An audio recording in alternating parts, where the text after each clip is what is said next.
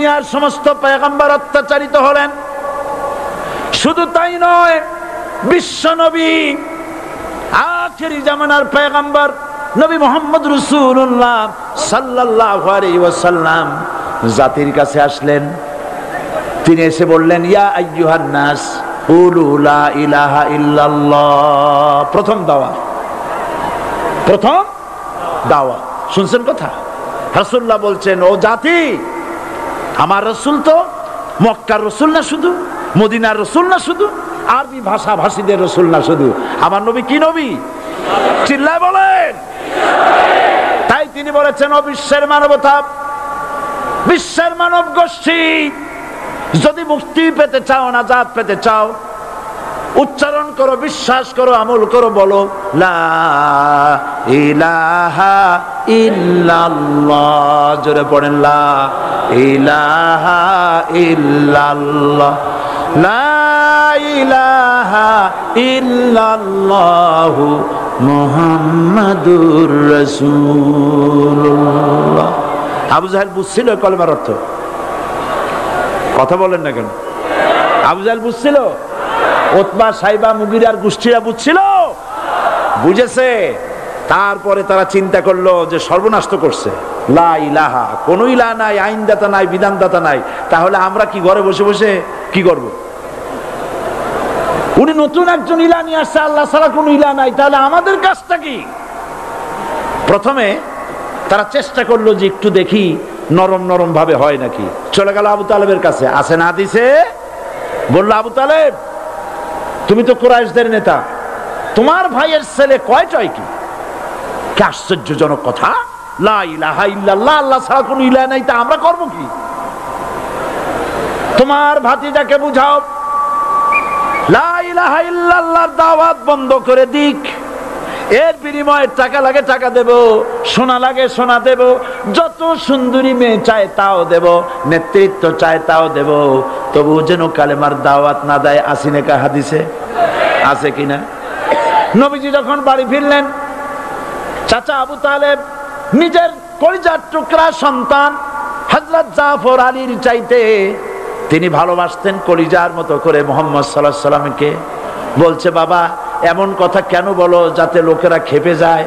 এই কথাগুলি বলো না, ওরা আমার কাছে এই সব প্রস্তাব দিয়ে গিয়েছে। রাসূলুল্লাহ প্রস্তাব শুনে এগ্রি করলেন।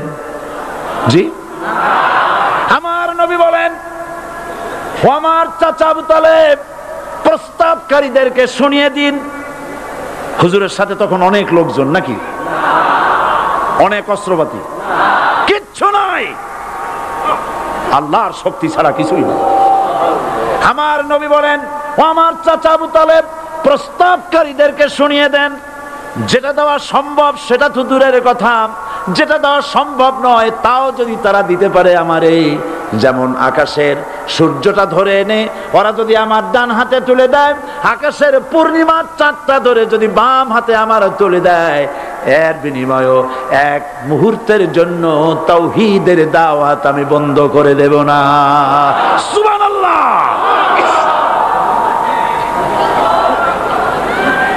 রাসূল করিম সাল্লাল্লাহু আলাইহি ওয়াসাল্লাম তাদের এই প্রস্তাবকে যখন গ্রহণ করলো না, আবু জাহেল এসে হুজুরকে মারলেন, গলায় চাদর দিয়া এমন জোরে টান মেরেছে, রাসূলুল্লাহ পড়ে গিয়েছেন। হাদিসে এসেছে হুজুরের চোখ মোবারক ঠিকরে পড়ে যেতেছে, চেহারা মোবারক লাল হয়ে গিয়েছে, জমিনের উপরে আছাড় মেরে ফেলেছে। রাসূলের এই অবস্থা দেখে হযরত হামজা তখনও কাফের ছিলেন, শিকার থেকে এসে তিনি এই দৃশ্য দেখলেন, দাসীর মুখে শুনলেন, ছুটে চলে গেলেন আবু জাহেলের বাড়িতে। যায় বলে, আবু জাহেল রে, তুই মুহাম্মদ সাল্লাল্লাহু আলাইহি ওয়াসাল্লাম মেরেছিস, বল কেন মারলি?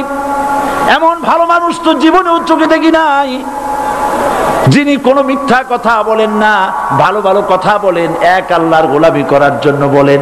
এই সব ভালো কথা বলার জন্যই তুই তারে মারলি নাকি? আরে আবু জাহেল, তুই কি মনে করেছিস মুহাম্মদ সাল্লাল্লাহু আলাইহি ওয়াসাল্লাম তার পিতা আব্দুল্লাহ মারা গেছে বলে মুহাম্মদ সাল্লাল্লাহু আলাইহি ওয়াসাল্লাম এতিম হয়ে গেছে মনে করেছিস নাকি? জেনে রাখ, মুহাম্মদ সাল্লাল্লাহু আলাইহি ওয়াসাল্লামের পিতা আব্দুল্লাহ মারা গেছে, কিন্তু চাচা হামজা তো মরে যায় নাই। হাতের ধনুক দিয়া এমন জোরে আঘাত মারলেন, আবু জাহেলের মাথা ফেটে রক্ত ফিনকি দিয়ে বেরিয়ে এলো।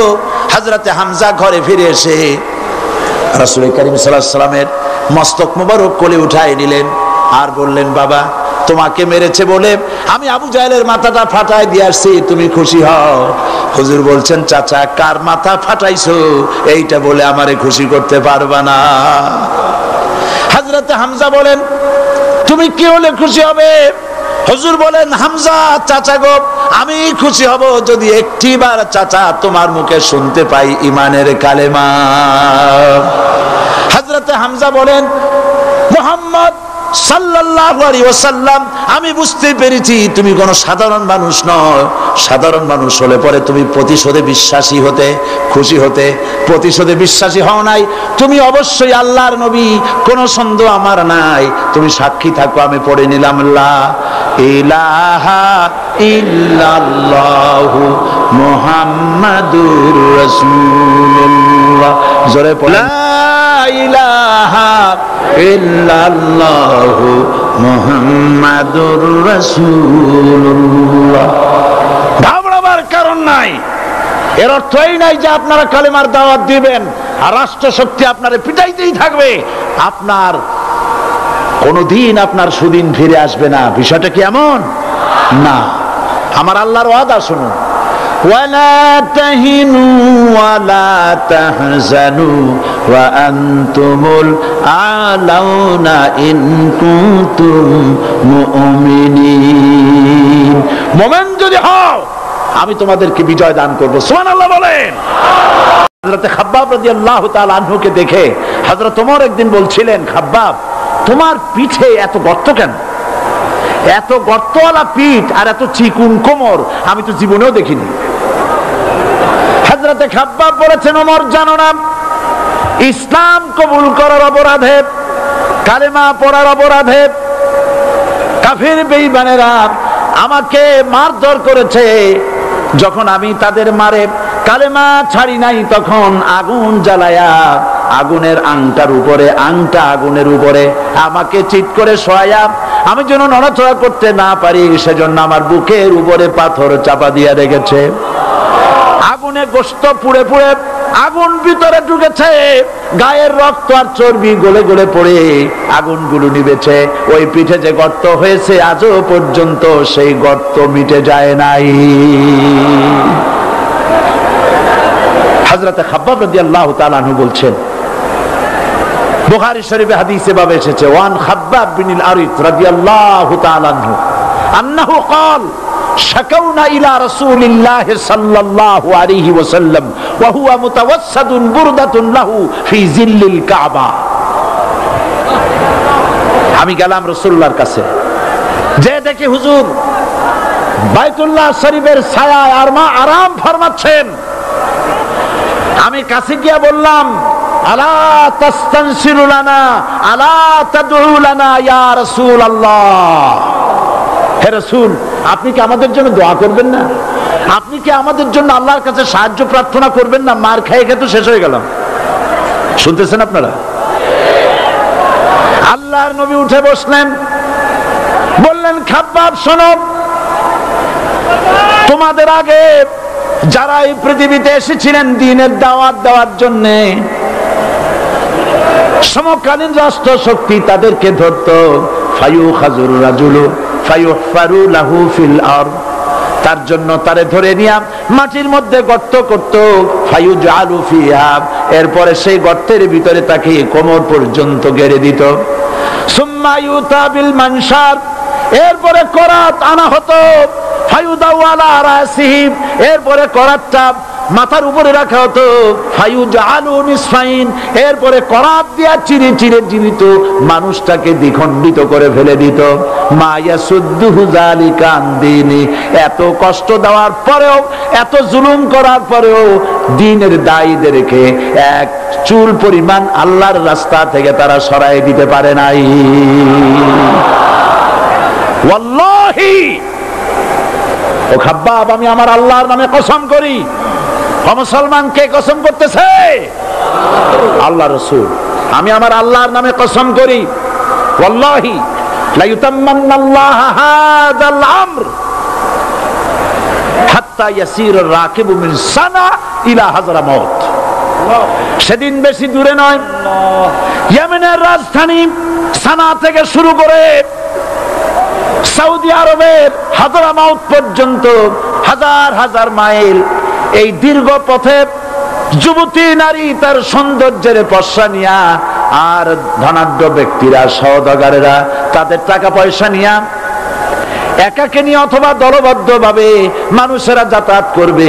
লা ইয়াখাফু ইল্লাল্লাহ, মানুষের মনের মধ্যে কোনো ভয় থাকবে না। এমন একটা সময় আসবে, ওয়ালাকিন্নাকুম তাস্তাজিলুন, অথচ তোমরা বড্ড তাড়াহুড়ো করছো। তাড়াহুড়ো করো না, অপেক্ষা করো, ধৈর্য ধরো, মার খাও, জেলে যাও, শহীদ হও, আল্লাহর রাজ কায়েম হবেই হবে।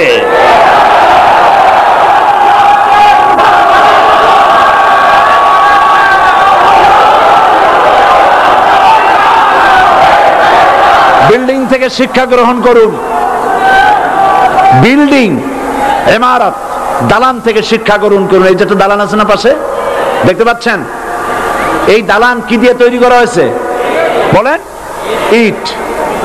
সমস্ত ইটেরা যদি ধর্মঘট করত, আমরা কেউ মাটির তলায় যাব না, কেউ আমরা আগুনে পুড়ে ঝামা হব না, পিক হব না, কেউ আমরা টুকরা টুকরা হব না, সবাই থাকবো উপরে উপরে, তাহলে কি দালান হইতো নাকি?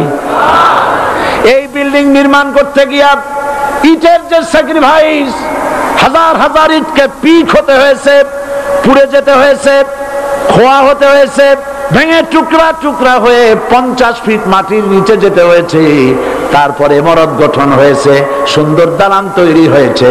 যারা ইসলামী শাসন চান, আল্লাহর দ্বীনকে বিজয়ী দেখতে চান, তাদেরকে অসংখ্য মানুষকে পোড়াইটের মতো জেলখানায় পুড়ে পুড়ে মরতে হবে, অসংখ্য মানুষকে ফাঁসির কাস্টে ঝুলতে হবে, গায়ের রক্ত দিতে হবে, শহীদ হতে হবে, তারপরে ইসলামের ইমারতটা কায়েম হয়ে যাবে। শায়ের কবি কি সুন্দর করে বলছেন, কবি সুন্দর করে বলছেন, ये शहादत गाहे उल्फत में कदम रखना, ये शहादत गाहे उल्फत में कदम रखना, लोग समझते हैं आसा है मुसलमान होना। মানুষেরা মনে করে মুসলমান হওয়া খুব সহজ জিনিস। না, মুসলমান হওয়ার অর্থ হলো শাহাদাতের ঈদগাহে শামিল হয়ে যাওয়া।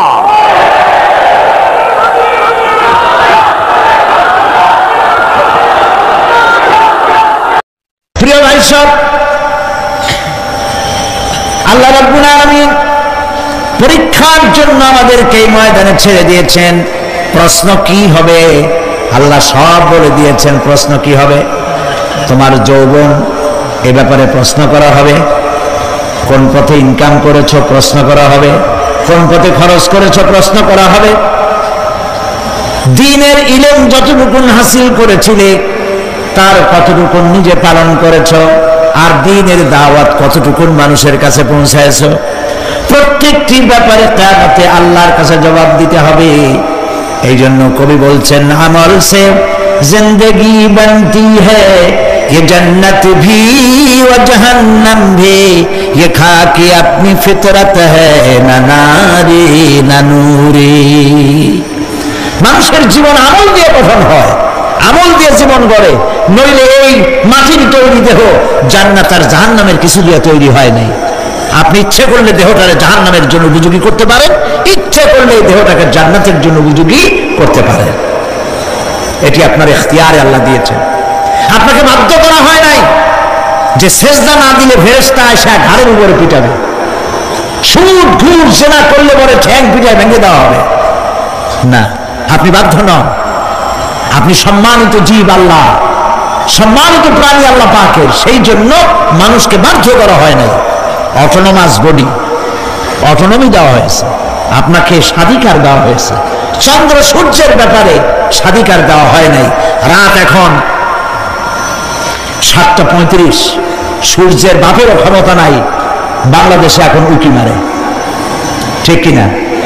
সে এখন আমেরিকায় রোদ দিচ্ছে, তাপ দিচ্ছে আমেরিকায়।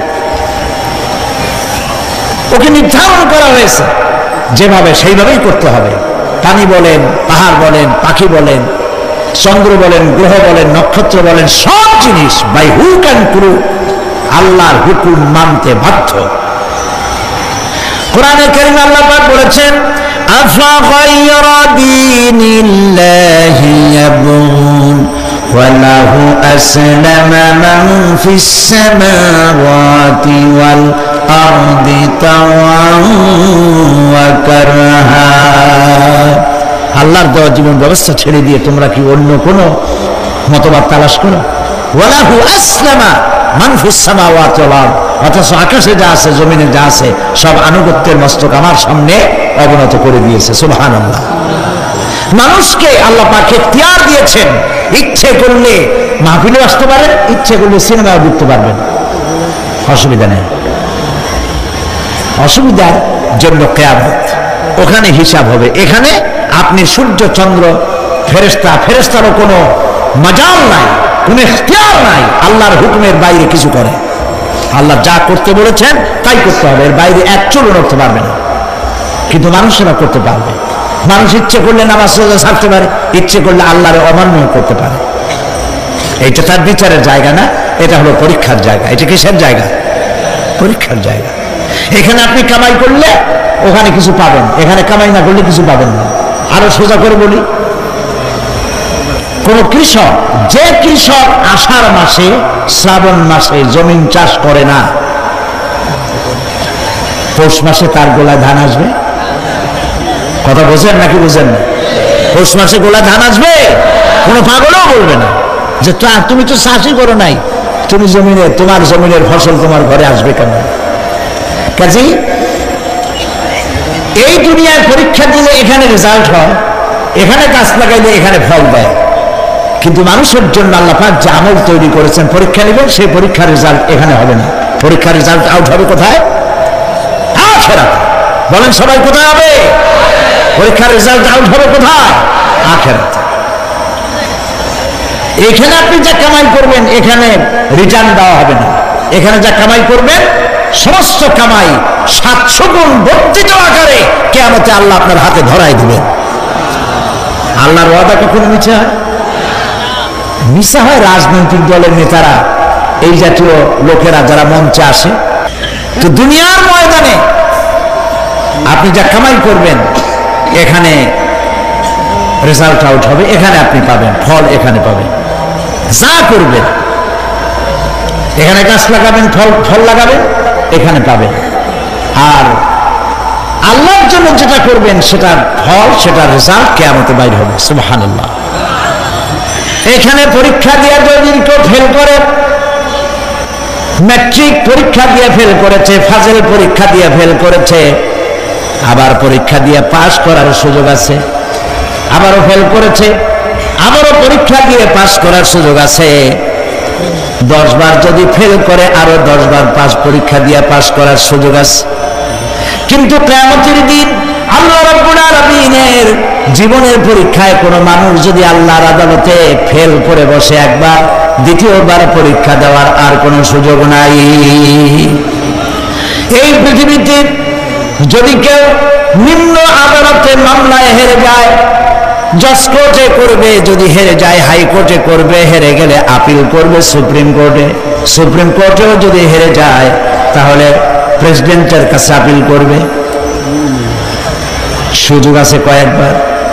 কিন্তু কিয়ামতের দিন জীবনের আদালতে কোনো মানুষ যদি একবার ফেল করে বসে, জীবনের মামলায় যদি একবার হেরে যায়, দ্বিতীয়বার আপিল করার আর কোনো জায়গা নাই। সে আখিরাতে রেজাল্ট আউট হবে। আমরা সব মরে যাব, আমরা সব কি হব? সব মরে যাব। আল্লাহ পাক আমাদেরকে উঠাবেন। আবার মানুষকে কবরে রাখার সময় আমরা কি বলি? মিনহা খালাকনাকুম, জানেন না? পড়েন, মিনহা খালাকনাকুম ওয়া ফিহা নুঈদুকুম ওয়া মিনহা নুখরিজুকুম তারাতান উখরা। এই মাটি দিয়ে তোমাকে তৈরি করা হয়েছিল, এই মাটির মধ্যে রেখে গেলাম, এর থেকে আবার তোমাকে উত্থিত করা হবে। কে বলতেছেন কথা? আল্লাহ পাক বলছেন, আল্লাহ তাআলা বলছেন। কি নিষ্ঠুর এই পৃথিবী, ভেবে দেখেছেন কি একবারও কি ভেবে দেখেছেন এই পৃথিবী কত নিষ্ঠুর? এই সন্তান সন্ততি সব একটি মোহ, একটি মায়া, একটি মহব্বত, একটি প্রতারণা। যে বইয়ের জন্য হারাম ইনকাম করেছেন, যে সন্তানদের জন্য হারাম ইনকাম করেছেন, জান দিলেন, রক্ত দিলেন, জীবন দিলেন, সারা রাত কষ্ট করেছেন, দৌড়দৌড়ি করেছেন, যখন মরে গেলেন, যে বাচ্চাটা আপনি করে না নিলে কলিজা ঠান্ডা হয় না, সেই বাচ্চা বলবে, মাকে বলবে, মা বাপের লাশ যে রুমে আছে আমার সেখানে নিও না, আমার ভয় করে। ঠিক কিনা? স্ত্রীও আরো দু একজন লোক না হলে লাশের ঘরে থাকতে পারবে না, তারও ভয় করবে। থাকলে বড় জোর মা থাকতে পারে, বাপ থাকতে পারে। যাকে বিবাহ করার পর অনেক সন্তান আছে, মা বাপকে চোখে দেখতে পারে না, বল কথা মতো মায়ের সাথে কথা বলা বন্ধ করে দেয়। হয়তো কুমিল্লা এরকম নাও থাকতে পারে, বউতে নালিশ করছে, মায়ের সাথে কথা কয় না, আবার বলে এই বুড়িটা মরে না কেন? নাউযুবিল্লাহ, নাউযুবিল্লাহ। বুড়িটারে মরার কথা বলতেছো তুমি? তোমার ছোট্টবেলায় যখন তোমার টাইফয়েড হয়েছিল, অসুখ করেছিল, গরিব বাবা, বাড়িতে ল্যাপ নাই, খাতা নাই, তোষক নাই, সেই জায়গায় মা তার কাপড় বিছায় দিয়া বুকের উপরে নিজের শরীরের উষ্ণতা দিয়া বাঁচায় রাখার চেষ্টা করেছে, নিজে না খেয়ে খাওয়াইছে, অসুখ সারে না। মা ওই মুমূর্ষ বাচ্চার সেনানে তার মাথার কাছে বসে তাহাজ্জুদের নামাজ পড়ে কোরআন শরীফ তেলাওয়াত করে, চোখ দিয়া পানি পড়ে, আর বলতে তাকে, রব্বুল আলামিন আমার জীবনটারে দিয়ে আমার কলিজার টুকরা সন্তানটারে বাঁচাইয়া দাও। যেই মা নিজের জীবন দিয়া সন্তান বাঁচাইতে চাইলো, সেই সন্তান আজকে বউ পাইয়া মাকে ভুলে যায়, মায়ের সাথে খারাপ ব্যবহার করে। আল্লাহ রাব্বুল আলামিন বলেছেন, মা বাবার সঙ্গে খারাপ ব্যবহার করো না, ভালোবাসায় কথা বলো। ওয়াকুল লাহুমা কাওলান কারীমা, সম্মান সূচক কথা বলো। মা বাবার জন্য দোয়া করো আমার কাছে। কে বলতেছেন? আল্লাহ তাআলা বলছেন, দোয়া করো আমার কাছে এই ভাষায়, রব্বিরহামহুমা কামা রাব্বায়ানি সাগীরা। পড়েন সবাই, রব্বিরহামহুমা কামা রাব্বায়ানি সাগীরা। আয় আমার রব, আমার মা বাপ জন্মে ছোটবেলায় আমাকে অত্যন্ত যত্ন করে লালন পালন করেছে। আল্লাহ তাআলা তুমি দয়া করে আমার মা বাপকে তোমার রহমতের করে লালন পালন করো। সুবহানাল্লাহ। প্রত্যেক নামাজের পর সকলে এই দোয়া পড়বেন, মনে থাকবে? মনে থাকবে? প্রিয় ভাই সব, সেই কিয়ামতের মাঠে আমাদেরকে উঠতে হবে, আল্লাহর দরবারে উঠতে হবে। সেই সময় আমাদেরকে কেউ উপকার করবে না। يوم لا ينفع مال ولا بنون, সম্পদ আর সন্তান সন্ততি কোনো কাজে লাগবে না। মা তার সন্তানকে চিনবে না, সন্তান তার মাকে চিনবে না, বাপ তার সন্তানকে চিনবে না, কেউ কাউকে পরিচয় দিবে না। কি মারাত্মক অবস্থা! মানুষ চরম অসহায় হয়ে যাবে। চতুর্দিকে ফেরেশতার আনাগোনা, সূর্য মাত্র 1 হাত উপরে, প্রচন্ড তাপ নিয়ে সূর্য অবস্থান নেবে, মাথার চান্দি ফেটে গিয়ে গুনাহগারের মাথার মগজ গলে গলে পড়তে থাকবে। পিপাসার যন্ত্রণা জিহ্বাটার ঝুলে কুকুরের মতো করে নাভিস্থল পর্যন্ত ঝুলে পড়বে। কেউ উপকার করবে না, কেউ জিজ্ঞাসা অনেক লোক আছে পীরের কাছে মুরিদ হয় আর মনে করে পীর সাহেব পারে কিয়ামতে সুপারিশ করবে। অসম্ভব। আয়াতুল কুরসির মধ্যে আমরা পড়ি মান যাল্লাযী ইয়াশফাউ ইনদাহু ইল্লা বিইজনিহি। কে আছে এমন, কার হিম্মত আছে আল্লাহ পাকের বিনা অনুমতিতে কথা বলে? সুবহানাল্লাহ। কোথার পীর কোথার খাজা বাবা হারায় যাবে।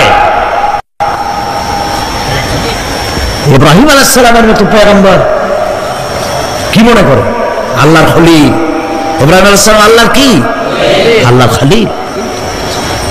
আল্লাহর খলিল কিয়ামতের দিন বলবেন আল্লাহ পাক, আয় আল্লাহ তাআলা, আমার বাপের কাছে আমার একটা ওয়াদা ছিল, আমি সুপারিশ করবো তার জন্য, তুমি দয়া করে আমার বাপকে জাহান্নাম থেকে ক্ষমা করো, আমি তার জন্য সুপারিশ করতেছি।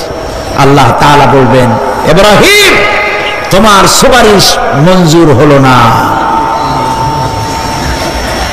কথা বুঝতেছেন না? বুঝতেছেন না? ইব্রাহিম আলাইহিস সালাম যদি বাপের জন্য সুপারিশ করতে না পারে, ইব্রাহিম আলাইহিস সালাম তিনি যদি তার বাপের জন্য সুপারিশ করে যদি ব্যর্থ হন, আপনার পিসাব কোন কামে লাগবে চিন্তা করেন। নবী করিম সাল্লাল্লাহু আলাইহি ওয়াসাল্লামকে প্রশ্ন করা হয়েছে, হে রাসূল আপনার আব্বা আম্মার অবস্থা কি হবে? কথা কি শোনেন নাকি? আপনার আব্বা আম্মার অবস্থা কি হবে? নবী করিম সাল্লাল্লাহু আলাইহি ওয়াসাল্লাম বলেছেন, আমি আমার আব্বা আম্মার কোনো উপকারে আসবো না। ইন্না লিল্লাহি ওয়া ইন্না ইলাইহি রাজিউন। তাহলে কোন সাহসে মনে করতেছেন কোন পীর কোন একটা বিদেশ থেকে দেশের থেকে একটা নাজিল হলো আর ওইটার পিছনে পিছনে দৌড়াবেন, সে আপনারা নাজাত দেবে, তারে পায়ে চুমা খাবেন? এই পায়ে হাত দিয়ে কদম বুঝি করা বন্ধ। টাকা ইনকাম করার জন্য মানুষকে ভুল পথে পরিচালিত করছে অনেক পীর, আছেন এমন? খালি মানুষের টাকা দেয়, জামায় অনেক পকেট, খালি টাকা নেওয়ার সমানে ঢুকাইতে থাকে চতুর্দিক দিয়ে, বাইরে বোঝার উপায় নাই। কিন্তু অনেক পীর আছে এমন, ঢাকা শহরে বড় বড় মার্কেটের মালিক, আমি জানি বড় বড় মার্কেটের মালিক, বিরাট ব্যবসায়ী, জামা পরিষ্কার করে না 2 মাসও, মানুষকে দেখাবার জন্য গামছাটা নাকের কাছে ধরে ফট ফট করে আওয়াজ করে, মনে হয় যেন কাঁদতেছে। আজ মিশিয়াল প্রসন্ন হাবিজাবি জিকির শিখায়, লা ইলাহা কতক্ষণ, ইল্লাল্লাহ কতক্ষণ, আল্লাহ আল্লাহ কতক্ষণ, কোথায় পাইছো? ইল্লাল্লাহ ইল্লাল্লাহ কিসের জিকির? ইল্লাল্লাহ মানে কি? আল্লাহ ছাড়া, আল্লাহ ছাড়া, আল্লাহ ছাড়া, আল্লাহ ছাড়া কি? কাজী রাসূলুল্লাহ যা করেন এগুলি বেদাত, এই সব পীরের পাশে যাবেন না, মনে থাকবে।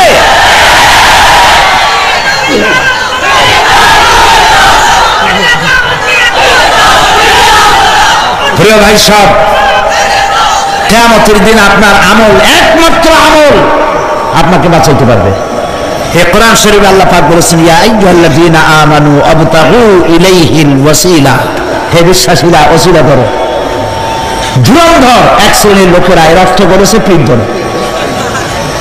দুনিয়ার কোন তাফসীর, যত মুফাসসির পৃথিবীতে জন্মগ্রহণ করেছেন, কোন মুফাসসির এটা বলেন নাই আবতাগু ইলাইহিল ওয়াসিলার মানে হলো পীর ধরো। বরং সমস্ত তাফসীর মুহাক্কিকিন বলেছেন আবতাগু ইলাইহিল ওয়াসিলা আয় আমল সালেহ, নেক আমলের ওসিলা ধরো। সুবহানাল্লাহ, নেক আমলের ওসিলা ধরো। প্রিয় ভাই সব, ধান্দাবাজি ছাড়তে হবে। কিয়ামতের দিন মানুষ একেবারে অসহায় হয়ে যাবে, কেউ সাহায্য করবে না। এমন কিছু ছিল না যার ঘষা দিয়ে অথবা জাদুর ছোঁয়া দিয়ে মৃত্যুপ্রায় জাতিকে প্রাণ দিয়ে দিলেন, অন্ধ জাতিকে চক্ষুষ্মান করে দিলেন, জড় পদার্থগুলিকে দুনিয়ার শ্রেষ্ঠ মানুষ বানায় দিলেন। কি করে এটা হলো? কবি হালি বলেছেন, উতর কর গারে হেরা সে সুয়ে কওম আয়া, উতর কর গারে হেরা সে সুয়ে কওম আয়া, और एक नुस्खे किमिया साथ लाया। হেরা পাহাড় থেকে নেমে এলেন সরওয়ারে দো আলম সাল্লাল্লাহু আলাইহি ওয়াসাল্লাম, হাতে নিয়ে আসলেন একটা পরশ পাথর, কিমিয়া এমন পরশ পাথর নিয়ে এলেন যার ছোঁয়া লেগে, যার স্পর্শ লেগে লোহাগুলি সোনা হয়ে গেল। সুবহানাল্লাহ পড়েন, সুবহানাল্লাহ পড়েন। পরশ পাথরের খাসিয়ত হচ্ছে, পরশ পাথর যদি লোহায় লাগে, লোহা কি হয়ে যায়? স্বর্ণ হয়ে যায়।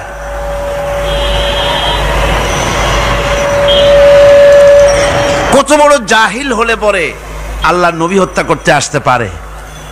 হযরত ওমর এলেন নবীকে হত্যা করার জন্য।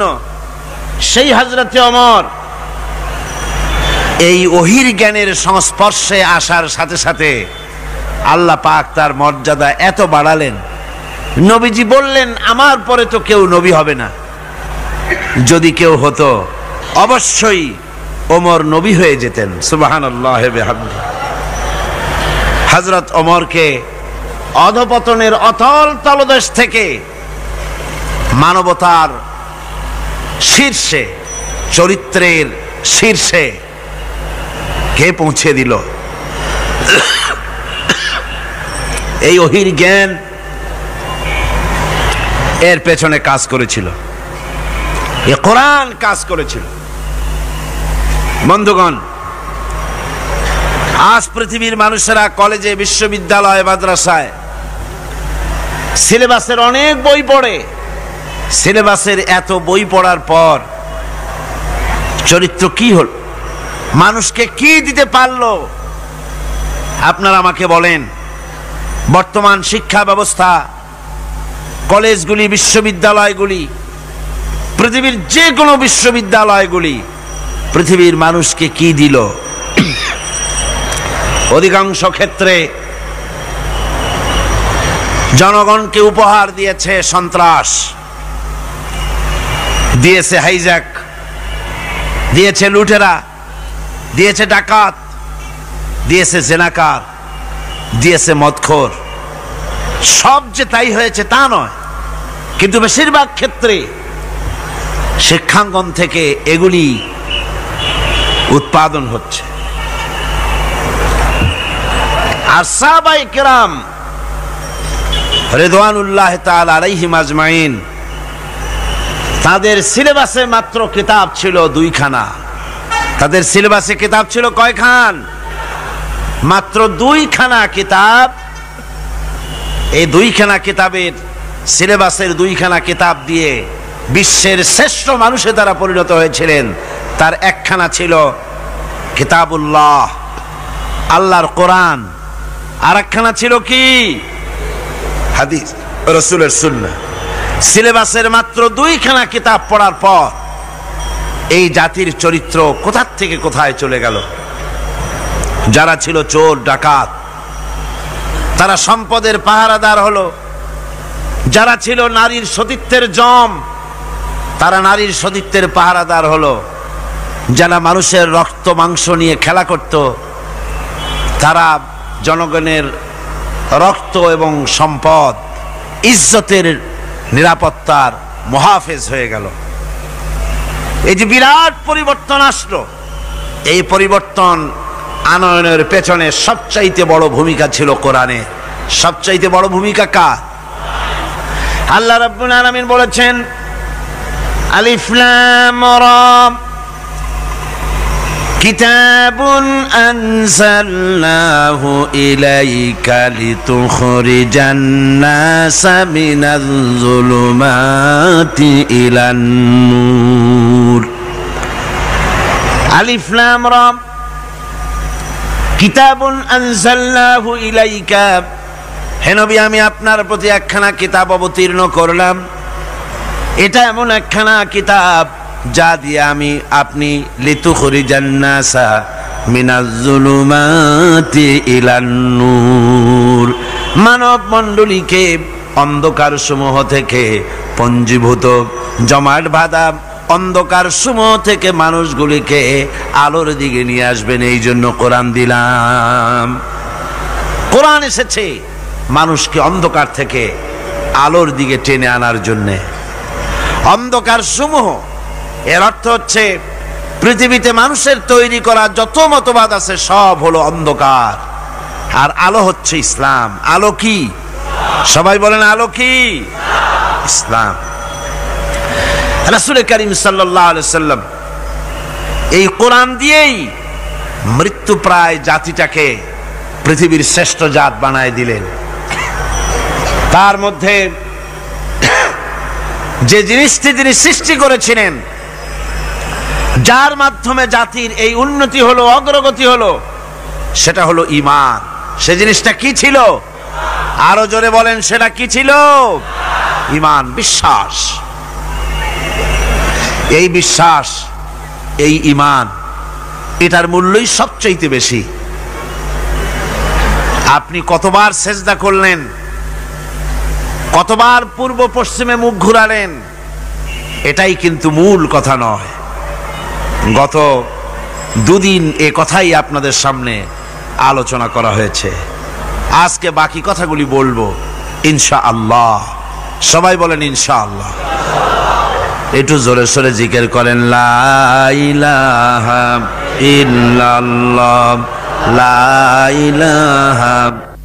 গত 2 দিন আমরা আলোচনা করতেছিলাম যে বিষয়ের উপরে, সে বিষয়টা ছিল এই, আল্লাহ পাক বলছেন, লাইসাল বিররা আন তুওয়াল্লু ওয়ুজুহাকুম কিবালাল মাশরিকি ওয়াল মাগরিব ওয়ালাকিন্নাল বিররা মান আমানা বিল্লাহি ওয়াল ইয়াউমিল আখিরি ওয়াল মালাইকাতি ওয়াল কিতাবি ওয়ান নাবিয়্যিন।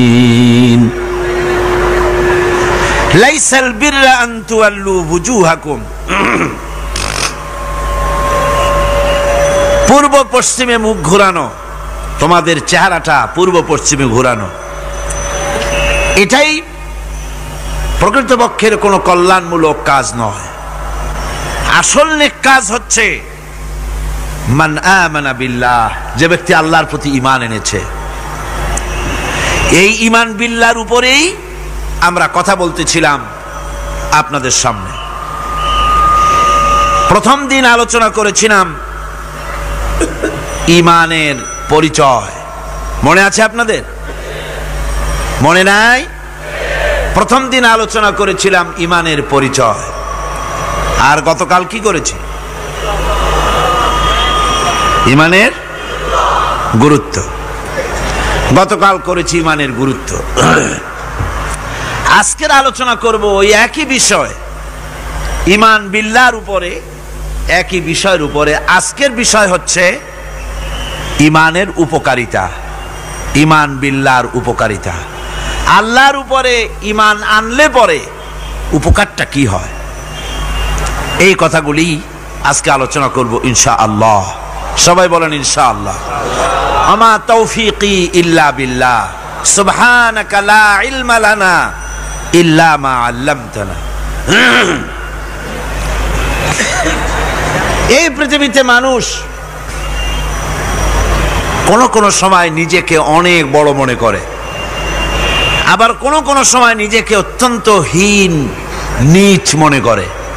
যখন নিজেকে বড় মনে করে তখন তো কেউ বলেই বসে আনা রাব্বুকুমুল আলা মান আশাদ্দু মিন্না কুওয়া, আমার চাইতে শক্তি আর কার আছে, আমার চাইতে শক্তিশালী আর কে হতে পারে, আর আমি হচ্ছি তোমাদের বড় প্রভু, এরকম বলে।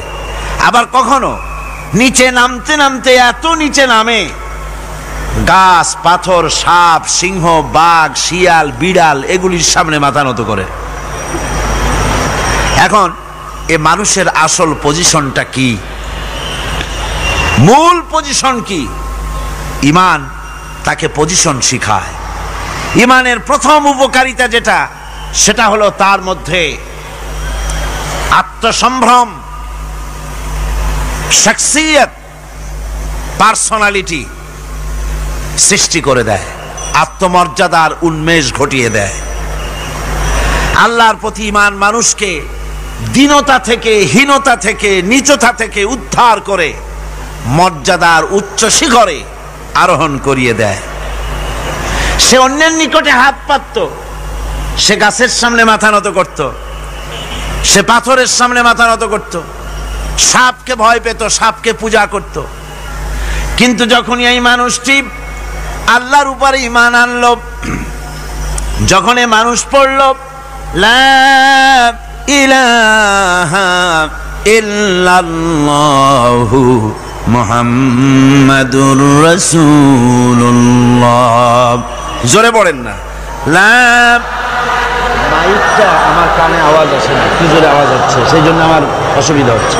এমন হওয়া উচিত যাতে আমি শুনতে পাই। এই কালেমা যখন পড়ল তখন সে নিজেকে চিনতে পারলো, সে বুঝতে পারলো যে আমি যাদের সামনে মাথা নত করি, যাদের সামনে আনুগত্য করি, এগুলি তো আবার আর একজনের গোলাম। আল্লাহ রাব্বুল আলামিন কোরআনে কারীমের মধ্যে বলেছেন ইয়াবতাগুনা ইলা রাব্বিহিমুল ওয়াসিলা। আল্লাহ পাক বলেন যারা নাকি মানুষগুলি যার সামনে মাথা নত করে, যাদেরকে প্রভু বলে, দেবতা বলে, উচ্চ শক্তি সম্পন্ন মনে করে, যাদের পেছনে ঘুরে যাদের কাছে হাত পাতে, তারাই তো আবার আল্লাহর কাছে যাওয়ার জন্য ওসিলা তালাশ করে। সুতরাং তার ভুল ভেঙে যায়, সে তখন দেখতে পায়, সে তখন বুঝতে পারে যে একজন এমন শক্তি আছে, একমাত্র তার কাছেই মাথা নত করতে হয়, আর কারো কাছে করা যায় না। কোরআনে কারীম বলছে ইন্নাল্লাযীনা তাদউনা মিন দুনিল্লাহি ইবাদুন আমসালুকুম। আমি আল্লাহকে বাদ দিয়ে তোমরা যার অনুসরণ করো, আমি আল্লাহকে বাদ দিয়ে তোমরা যাকে ডাকো নিজের হাজাত পুরা করার জন্য, নিজের উদ্দেশ্য পুরা করার জন্য, মনস্কামনা পূর্ণ করার জন্য, আমি আল্লাহরে বাদ দিয়ে যাদের ডাকো, ওরা তোমার মতো আমার গোলাম। তুমি যেমন আমার গোলাম, ওটাও আমার গোলাম। তুমি সূর্যের পূজা করো, সূর্য তো আমার গোলাম। তুমি চাঁদের পূজা করো, চাঁদ তো আমার গোলাম। তুমি তো গরু পূজা করো, গরু আমার সৃষ্টি। তুমি তো মাটি দিয়া তৈরি করা মূর্তি বানাইয়া পূজা করো, মাটি তো আমার বানানো। তুমি কাঠ দিয়া পাথর দিয়া মূর্তি বানাও, এগুলির সামনে মাথা নত করো, ওগুলি তো আমার কাঠ আমার পাথর সব আমার। আর আমার গোলামগুলির সামনে তুমি নিজে গোলামি করার জন্য মাথা পেতে দাও, ওই গোলাম তোমার কোনো উপকার করতে পারবে না। সুতরাং আত্মমর্যাদা সৃষ্টি হয়ে যায়, শখসিয়ত পয়দা হয়, পার্সোনালিটির সৃষ্টি হয়। ইমানের এটা সবচাইতে বড় উপকার। মানুষ হীনতা থেকে, নীচতা থেকে তাকে ঊর্ধ্বে উঠায় আনা হয়। মানুষ দেখতে পায়, যদি চোখ থাকে, যদি আকল থাকে, তাহলে দেখতে পায় যেগুলির সামনে তারা মাথা নত করে, ওগুলি নিজেরও কোনো উপকার করতে পারে না, অন্যকে উপকার করা তো দূরের কথা, অপরের উপকারও সে করতে পারে না। একবার আল্লাহ নবীর কাছে এক মুশরিক এসেছিলেন। একজন মুশরিক এসেছে একটা ভাঙ্গা মূর্তি নিয়ে এসেছে। হুজুর বললেন তোমার মূর্তি ভাঙ্গা কেন? লোকটি বলল হুজুর এটা হচ্ছে আমার খোদা, এইটারই নিয়ে আমি সব সময় থাকি, যাতে সব রকমের বিপদ থেকে আমি বাঁচতে পারি। প্রতিমধ্যে আমার পেশাব পায়খানার হাজত হলো, এই মূর্তিকে আমি রাস্তায় দাঁড় করায় রেখে চলে গেলাম। পেশাব পায়খানার কাজ শেষ করে এসে দেখি যারে আমি খোদা বলি, যে আমার যে বিপদ দিয়ে বাঁচাবে, তার মাথা থেকে পা পর্যন্ত একদম ভিজা। ভাবলাম নিশ্চয়ই কোনো বরকতের পানি ছাড়া আর কি হতে পারে। এটাকে বরকতের পানি মনে করে আমি যখন চাটা আরম্ভ করলাম, চাটতে গিয়ে দেখি কেমন টক টক লাগে, আর একটা উদ্ভট উৎকট একটা দুর্গন্ধ, অ্যাসিডের মতো ঝাঁঝালো গন্ধ। জিনিসটা কি? চিন্তা করলাম পানিটা যদি বরকতের হবে তাহলে তো এই রকমের গন্ধ হওয়া উচিত না। পরে এদিক ওদিক তাকায় দেখি দূরে একটা কুকুর দাঁড়ানো আছে আর তার নিচের থেকে পানি টপকাচ্ছে। তখন বুঝলাম যে এটা কোন বরকতের পানি। কয় হুজুর মেজাজটা খারাপ হয়ে গেল, ঠ্যাংটা ধরে একটা আছাড় মারলাম। কুত্তার পেশাব দিয়া তুই নিজেরে বাঁচাইতে পারিস না, আমারে বাঁচাবি কেমনে? ওর জেহেন খুলে গেছে। হুজুর সাল্লাল্লাহু আলাইহি ওয়াসাল্লাম হেসে দিলেন। হাদিস শরীফে এসেছে এই একদিন হুজুর হেসেছিলেন যখন তার দন্ত মোবারক সব বিকশিত হয়েছিল। হুজুর বলছেন আমার কাছে কেন এসেছো তোমার এই ভাঙ্গা খোদারে নিয়ে? লোকটি বলছে হুজুর আমি বুঝতে পেরেছি, আমি তো ভুলের মধ্যে ডুবেছিলাম, আমি বুঝতে পেরেছি এগুলি তো আসলে কিছুই না, আমি সত্যের সন্ধানে এসেছি, সত্যের আলোকে আমাকে পৌঁছে দেন। নবীজি পড়লেন পড়ো লা ইলাহা ইল্লাল্লাহু মুহাম্মাদুর রাসূলুল্লাহ। এরা আপনাকে কি সাহায্য করবে? ও তো নিজের সাহায্যই করতে পারে না। কথা ঠিক কিনা? জোরে বলেন পারে? পারে না, নিজেরই নিজে বাঁচাতে পারে না, আপনারে বাঁচাবে কেমন? এই জন্য ঈমান যখন আনে, ঈমানের সবচাইতে বড় উপকারিতা হচ্ছে মানুষকে আত্মমর্যাদা দিয়ে দেয়। তার সম্মান, নিজের সম্মান সে বোঝে, সে বুঝতে পারে যেহেতু ক্ষমতা দুনিয়ায় কারো নাই, ক্ষমতার মূল উৎস আমার আল্লাহ রাব্বুল আলামিন। আল্লাহ পাক বলেছেন আন্নাল কুওয়াতা লিল্লাহি জামিআ, সমস্ত ক্ষমতার উৎস কে? সন্দেহ আছে? আপনারা যেভাবে আল্লাহর নাম জিজ্ঞেস করলে যেভাবে বলেন, তাতে মনে হয় কিসের ফেব্রুয়ারিতে রোজা আসবে, রোজা এখনই শুরু হয়ে গেছে।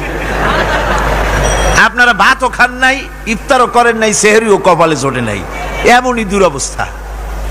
এরকম তো হওয়া উচিত না। আমি তো দীর্ঘদিনের লালিত স্বপ্ন ইসলামের বিপ্লব হবে চট্টগ্রাম থেকে, আর সেই মুজাহিদরা যদি আল্লাহর নামটা নিতে, যদি মহব্বতের সাথে না নিতে পারে, তো একটা কথা হইল।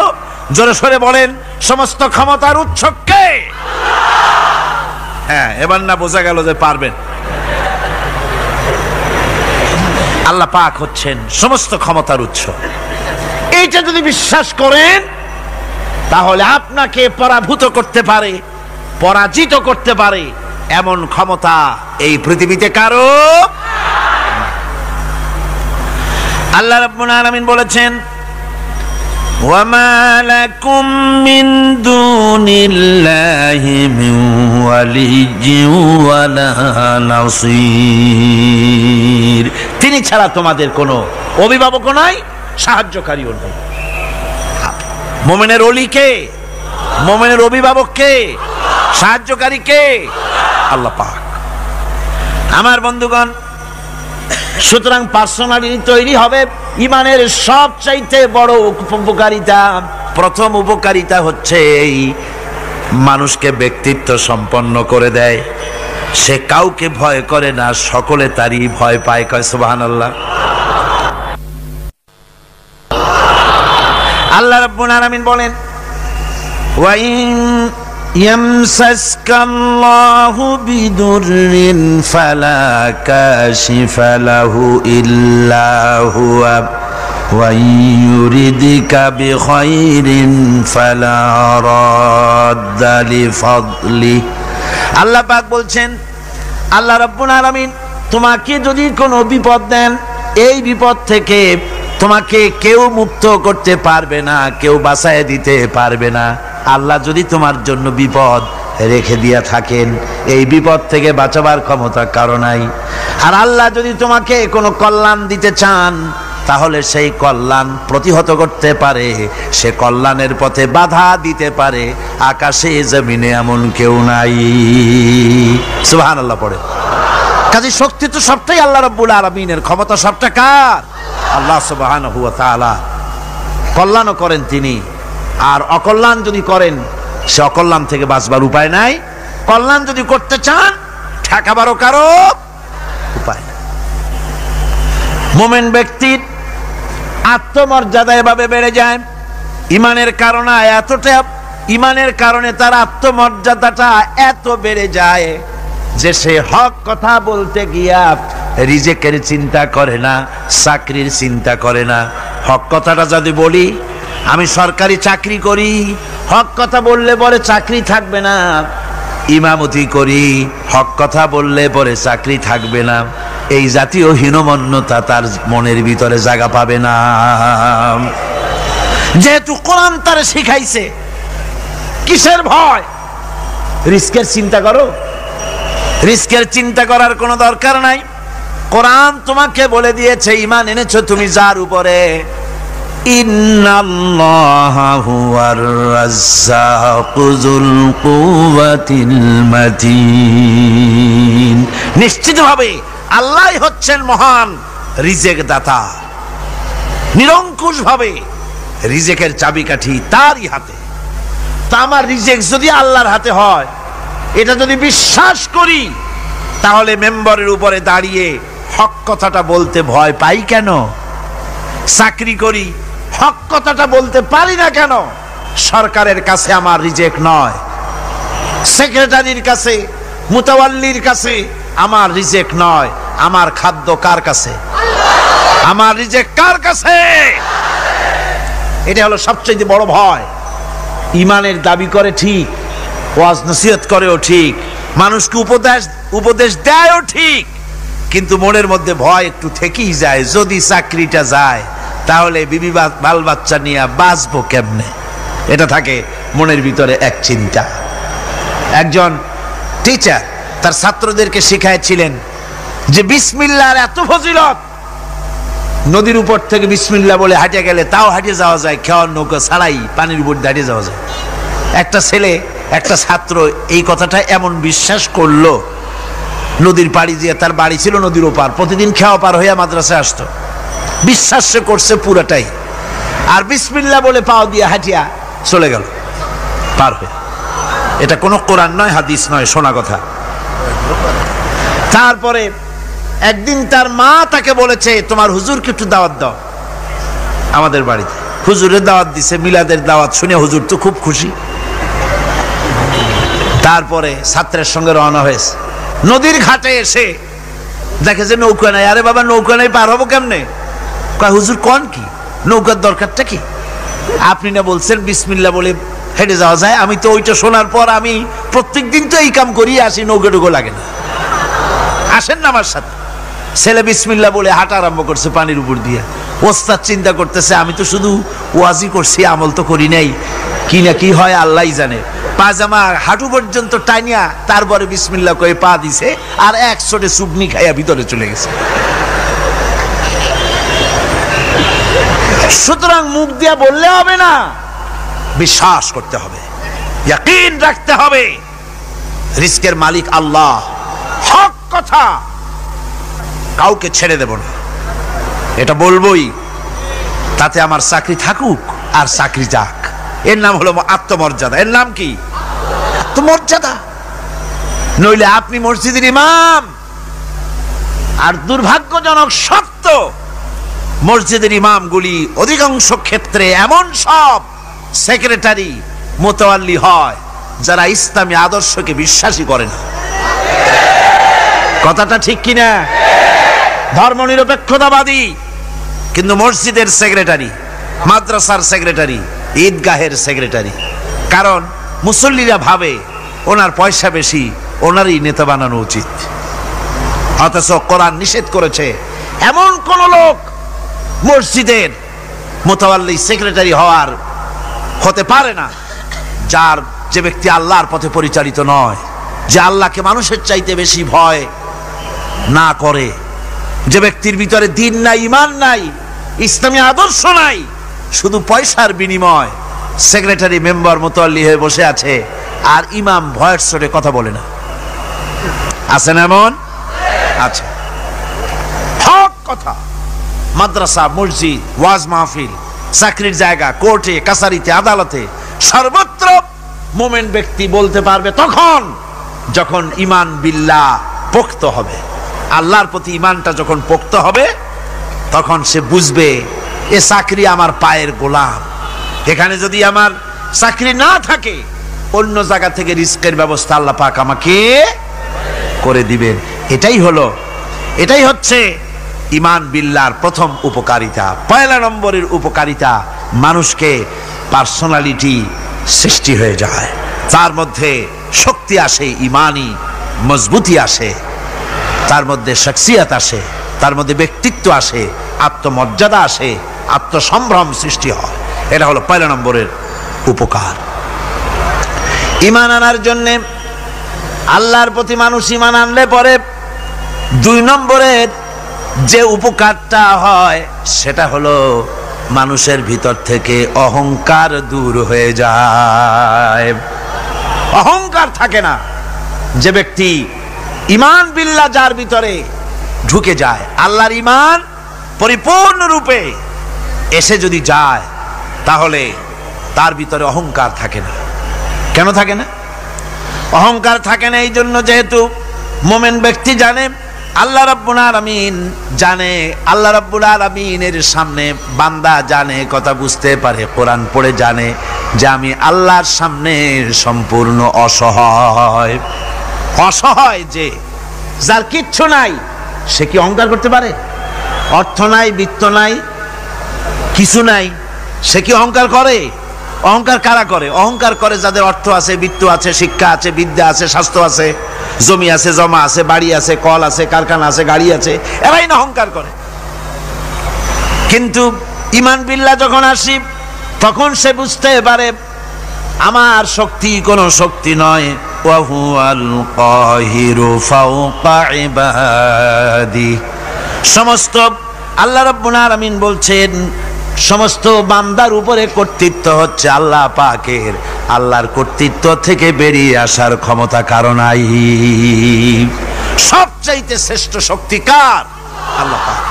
ওই আল্লাহ রাব্বুল আলামিন বলেছেন, চ্যালেঞ্জ করেছেন, যদি সম্ভব করতে পারো, অহংকার করতেছ, বড়াই করতেছ, যদি সম্ভব করতে পারো আমার জমিন থেকে বেরিয়ে যাও, যদি সম্ভব করতে পারো।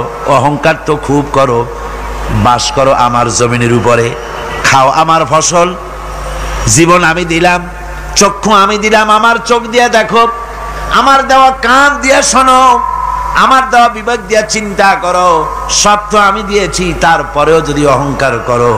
ইয়া মাশারাল জিন্নি ওয়াল ইনসি ইন ইসতাতাতুম আন তানফুযু মিন আকতারিস সামাওয়াতি ওয়াল আরদ ফানফুযু লা তানফুযুনা ইল্লা বিসুলতান। হে পৃথিবীর মানুষেরা, হে পৃথিবীর জিনেরা, ইয়া মাশারাল জিন ওয়াল ইনস, হে পৃথিবীর মানুষ, মনুষ্য জাতি এবং জিন, যদি সম্ভব করতে পারো তাহলে আমার ইহাতা থেকে, আমার জমিন থেকে, আমার জমিনের উপর থেকে বেরিয়ে যাও। এমন দেশে যাও যেখানে আমার সূর্য নাই, যেখানে আমার চন্দ্র নাই, যেখানে আমার আলো নাই, যেখানে আমার বাতাস নাই, অক্সিজেন নাই, আমার পানি নাই, এমন কোন জায়গা যদি পাও বেরিয়ে চলে যাও। যাওয়া যাবে? আর যারা জবাব দিলেন না তারা পারবেন বুঝি? যাওয়া যাবে। আল্লাহ পাক বলছেন ফানফুযু লা তানফুযুনা ইল্লা বিসুলতান। আমার রাজত্ব থেকে, আমার ইহাতা থেকে, আমার পরিমণ্ডল থেকে, আমার কর্তৃত্ব থেকে বেরিয়ে যাওয়ার কোন পথ নাই। কেউ বেরিয়ে যেতে পারবে না। আকাশ দিয়ে, জমিন দিয়ে পরিবেষ্টন করে রেখেছি, পালাবার উপায় নাই, ভাগবার জায়গা নাই। এই কথা মোমেন যখন পড়ে আস্তে করে মাথা নিচু হয়ে আসে, আমি কত দুর্বল আমার মহান আল্লাহর সামনে। সুবহানাল্লাহ। এই জন্য আমি বলি, কিসের বড়াই করবেন? কিসের বড়াই? বিদ্যার বড়াই। কতটা বিদ্যা অর্জন করেছেন, কতটুকুন শিখেছেন, আপনার থেকে আরো অনেক শিক্ষাবিদ রয়েছেন, আবার তার থেকে আরো অনেক শিক্ষাবিদ রয়েছেন। কতটুকু শিখেছেন? এখনো ছাত্র, অনেক কিছু আছে যা আপনি আজও জানতে পারেন নাই। সারা জীবন আমরা তালিবে ইলম, সারা জীবন আমরা ছাত্র। মুহাদ্দিস হন, মুফাসসির হন, প্রফেসর হন, প্রিন্সিপাল হন, যেই হন না কেন, চিকিৎসাবিদ, চিকিৎসা বিজ্ঞানী, রাষ্ট্রবিজ্ঞানী, দার্শনিক, যেই হোক না কেন, সব ছাত্র। সব কি? ছাত্র। বহু কিছু এমন আছে যা আজও মানুষ উদ্ধার করতে পারে নাই, শিখতে পারেনি। সুতরাং শিক্ষার বড়াই করো। এরপরে অর্থের বড়াই করবা। কয়টা টাকার মালিক হয়েছে তুমি? টাকার বড়াই করে মানুষ। জিজ্ঞেস করা হয়, মিয়া সাহেব রোজা রাখেন না কেন? কয় রোজা রাখবো, চাউলের অভাব আছে নাকি? না ধানের অভাব আছে, না টাকার অভাব আছে। নাউজুবিল্লাহ। কত টাকা হয়েছে? আল্লাহ রাব্বুল আলামিন যদি ইচ্ছা করেন এমন রোগ দিয়া দিতে পারেন, হার্টের ভিতরে ক্যান্সার দিয়ে দিতে পারেন, ব্রেনের ভিতরে টিউমার দিয়ে দিতে পারেন, রক্তের ভিতরে ক্যান্সার দিয়ে দিতে পারেন, হাড়ের ভিতরে ক্যান্সার ঢুকায় দিতে পারেন। এমন রোগ হয়ে যেতে পারে ডাক্তারের 14 গোষ্ঠী গুলে খেলেও রোগ ভালো হবে না। সারা জীবন যত টাকা কামাই করেছেন, গোষ্ঠী বেচতেও ঔষধের পয়সা হবে না। পারবে কিনা আমার আল্লাহ?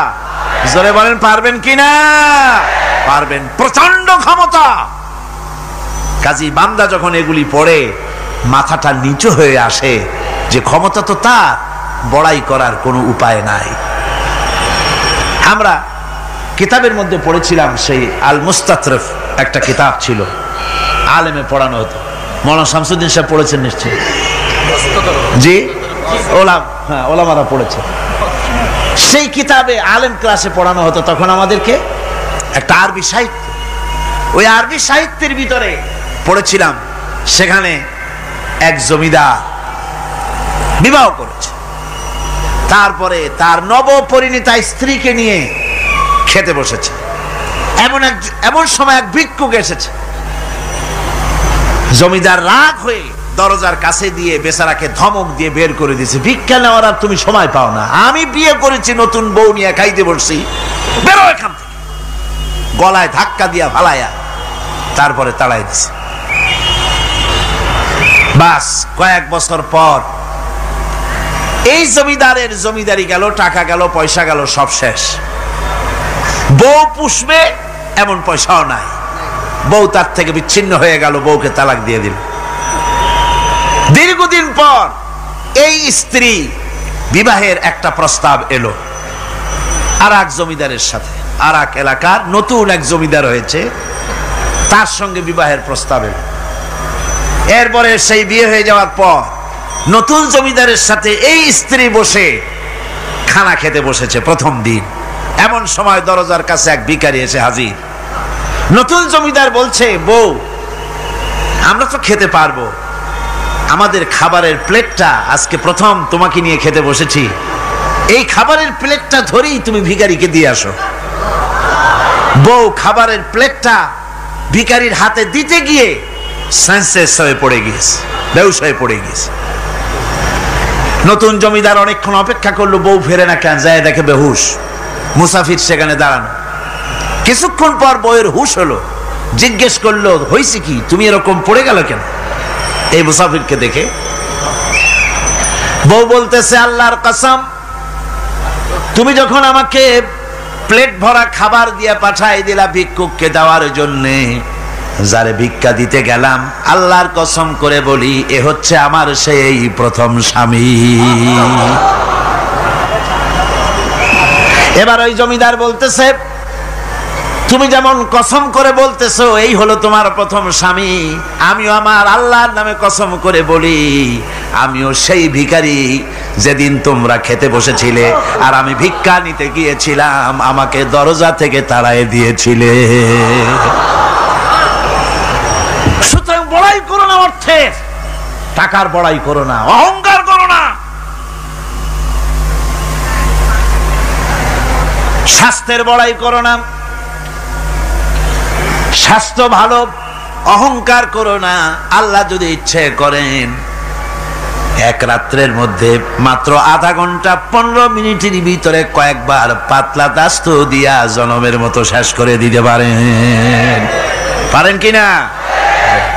সুতরাং মানুষ ঈমান বিল্লাহ, আল্লাহর প্রতি ঈমান মানুষকে এভাবে বিনয়ী করে দেয়। কোন আলহামদুলিল্লাহ। অহংকার বলে কিচ্ছু থাকে না তার। সে আগে সালাম দেয়। ঈমান বিল্লাহ, যার মধ্যে ঈমান, আল্লাহর ঈমান ঢুকে যায়, তার আগে কেউ সালাম দিতে পারে না। রাসূলুল্লাহ বলেছেন, যে ব্যক্তি আগে সালাম দেয় সে অহংকার মুক্ত। জোরে বল সুবহানাল্লাহ। এখন তো সালাম শুধু পেতে চায়। দারোগা চিন্তা করে পুলিশের আমারে সালাম দেবে, আমি ওরে সালাম দিতে যাবো কেন? ও প্রত্যেকদিন আমারে দেয় স্যালুট, আমি দেবো ওরে সালাম, একটা কথা। এসপি মনে করে ইন্সপেক্টর আমারে সালাম দিবে, আইজি মনে করে এসপিরা আমারে সালাম দিবে, প্রেসিডেন্ট মনে করে মন্ত্রীরা আমারে সালাম দিবে, হুজুররা মনে করে মুরিদরা আমারে আগে সালাম দিবে। না, এটা সুন্নাতের খেলাফ। রাসূলুল্লাহর আগে কেউ সালাম দিতে পারে নাই। জোরে কোন সুবহানাল্লাহ। আগে সালাম দাও।